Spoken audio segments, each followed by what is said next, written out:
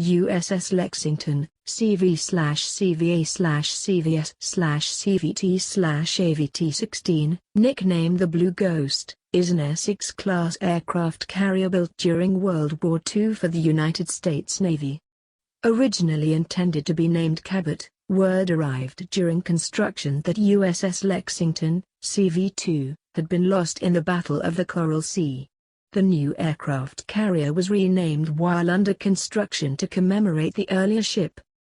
She was the fifth U.S. Navy ship to bear the name in honor of the Revolutionary War Battle of Lexington. Since 1992, the ship has been docked in Corpus Christi, Texas, where she operates as a museum. Construction and commissioning. The ship was laid down as Cabot on 15 July 1941 by Fall River Shipyard in Quincy, Massachusetts. In May 1942, USS Lexington, CV2, which had been built in the same shipyard 2 decades earlier, was sunk at the Battle of the Coral Sea. In June, workers at the shipyard submitted a request to Navy Secretary Frank Knox to change the name of a carrier currently under construction there to Lexington. Knox agreed to the proposal and Cabot was renamed as the 5th USS Lexington on 16 June 1942. She was launched on 23 September 1942, sponsored by Mrs. Theodore Douglas Robinson. Lexington was commissioned on 17 February 1943, with Captain Felix Stump in command. Service history. Lexington was commissioned in February 1943 and saw extensive service through the Pacific War. For much of her service, she acted as the flagship for Admiral Mark Mitcher, and led the Fast Carrier Task Force through their battles across the Pacific. She was the recipient of 11 battle stars and the Presidential Unit Citation. Following the war, Lexington was decommissioned, but was modernized and reactivated in the early 1950s, being reclassified as an attack carrier, CVA. Later, she was reclassified as an anti-submarine carrier, CVS. In her second career, she operated both in the Atlantic, Mediterranean and the Pacific, but spent most of her time, nearly 30 years, in Pensacola, Florida, as a training carrier, CVT. Lexington was decommissioned in 1991, with an active service life longer than any other Essex-class ship. Following her decommissioning, she was donated for use as a museum ship in Corpus Christi, Texas. In 2003, Lexington was designated a National Historic Landmark. Though her surviving sister ships Yorktown, Intrepid, and Hornet carry lower hull numbers, Lexington was laid down and commissioned earlier, making Lexington the oldest remaining fleet carrier in the world. World War II. After a shakedown cruise in the Caribbean, Lexington sailed via the Panama Canal to join the Pacific Fleet. One of the carrier's first casualties was 1939 Heisman Trophy winner Niall Kinnock. During the ship's initial voyage to the Caribbean, in 1943, Kinnock and other naval flyers were conducting training flights off her deck. The Grumman F-4F Wildcat flown by Kinnock developed a serious oil leak while airborne and was unable to return to the Lexington, crashing into the sea 4 miles from the ship. Neither Kinnock nor his plane were ever recovered. Lexington arrived at Pearl Harbor on 9 August 1943, and participated in a raid on Tarawa air bases in late September, followed by a raid against Wake Island in October, before returning to Pearl Harbor to prepare for the Gilbert Islands operation. From 19 to 24 November, she made searches and flew sorties in the Marshalls, covering the landings in the Gilberts. Her aviators downed 29 enemy aircraft on 23 and 24 November. Kwajalein raid. Lexington sailed to raid Kwajalein on 4 December. Her morning strike destroyed the SS Kembumaru, damaged 2 cruisers, and accounted for 30 enemy aircraft. Her gunners splashed 2 of the enemy torpedo planes that attacked at midday, but were ordered not to open fire at night as Admiral Charles Pownall, then in command, believed it would give their position away. He was later replaced. At 19:20 that night, a major air attacks began while the task force was underway off Kwajalein. At 23:22, Parachute flares from Japanese planes silhouetted the carrier, and 10 minutes later, she was hit by a torpedo on the starboard side, knocking out her steering gear. 9 people were killed, 2 on the fantail and 7 in the chief petty officer's mess room, which was a repair party station during general quarters. 4 members of the affected repair party survived because they were sitting on a couch that apparently absorbed the shock of the explosion. Settling 5 feet, 2 meters, by the stern, the carrier began circling to port amidst dense clouds of smoke pouring from ruptured tanks aft. To maintain watertight integrity, damage control crews were ordered to seal the damaged compartments and welded them shut, applying heavy steel plates where needed. An emergency hand-operated steering unit was quickly devised, and Lexington made Pearl Harbor for emergency repairs, arriving on the 9th of December. She reached Bremerton, Washington, on the 22nd of December for full repairs, completed on the 20th of February 1944. The error in judgment concerning opening fire at night was never repeated, as their after-gun crews were ordered to open fire any time the ship came under attack. Following this attack, the ship was reported as sunk by Japan's Tokyo Rose, the first of several such assertions. Battle of the Philippine Sea. Lexington returned to Majuro in time to be present when Rear Admiral Mark Mitchell took command of the newly formed Task Force 58, TF-58, on the 8th of March. Mitchell took Lexington as his flagship, and after a warm-up strike against Mill, the fast carrier task force began a series of operations against the Japanese positions in the Central Pacific. She supported Army landings at Hollandia, currently known as Jayapura, on the 13th of April, and then raided the strong point of Truk on the 28th of April. Heavy counterattacks left Lexington untouched, her planes splashing 17 enemy fighters, but for the second time, Japanese propaganda announced her sunk. A surprise fighter strike on Saipan on the 11th of June nearly eliminated all our opposition over the island, then battered it from the air for the next 5 days. On the 16th of June, Lexington fought off a fierce attack by Japanese torpedo bombers based on Guam, once again emerging unhurt, but sunk a third time by propaganda pronouncements. As Japanese opposition to the Marianas operation provoked the Battle of the Philippine Sea on 19–20 June, Lexington played a major role in TF-58's great victory in what was later called the Great Marianas Turkey Shoot.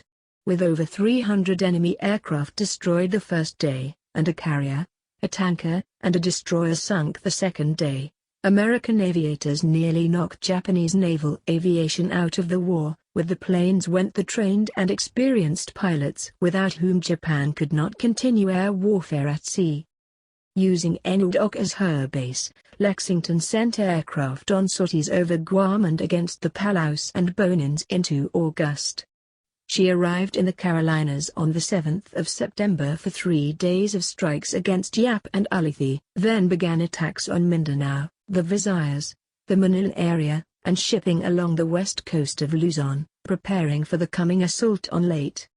Her task force then blasted Okinawa on the 10th of October and Formosa 2 days later to destroy bases from which opposition to the Philippines campaign might be launched.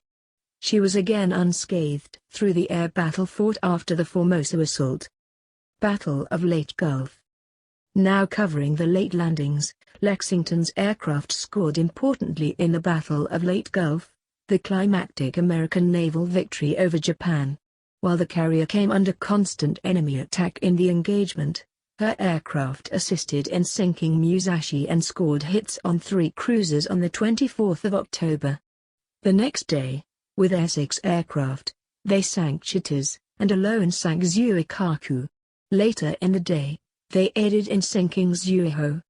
As the retiring Japanese were pursued, her aircraft then sank Nuki with 4 torpedo hits on the 5th of November off Luzon. Later that day, Lexington was introduced to the kamikaze as a flaming Japanese aircraft crashed near her island, destroying most of the island structure and spraying fire in all directions. Within 20 minutes, major blazes were under control, and she was able to continue normal flight actions, as well as shooting down a kamikaze heading for Ticonderoga. On the 9th of November, Lexington arrived in Ulithi to repair battle damage while hearing that Tokyo once again claimed her sunk. Casualties were considered light despite the island structure's destruction.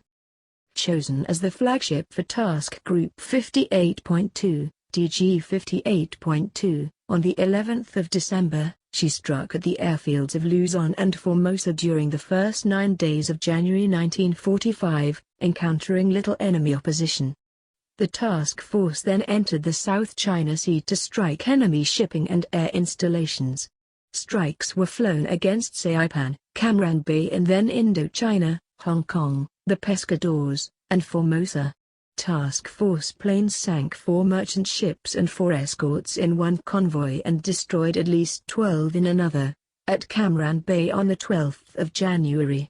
Leaving the China Sea on the 20th of January, Lexington sailed north to strike Formosa again on the 21st of January and Okinawa again on the 22nd of January.